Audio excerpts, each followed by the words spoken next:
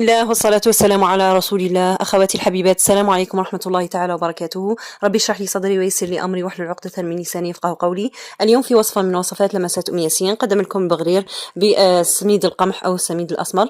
إن شاء الله تنال إعجابكم. كنت شاركت معكم وصفات للبغرير، وصفتين، وهذه الوصفة الثالثة. إن شاء الله تنال إعجابكم وتجربوها وتنجحوا فيها. كما راكم تشوفوا جات أكثر من رائعة، مثقبة وخفيفة ومهوي ما شاء الله.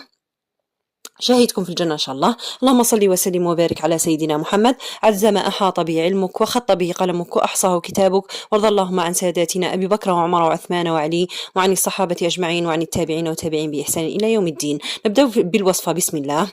هنايا في الوصفة عندنا كيلان تاع سميد القمح كما راكم تشوفوا، يعني بالنخالة تاعو. عندنا 3 ملاعق تاع فرينة بهذا الشكل، تقدري تستغني عليها ولكن يمد تحسين رائع. ملعقة كبيرة تاع خميرة فورية، ملعقة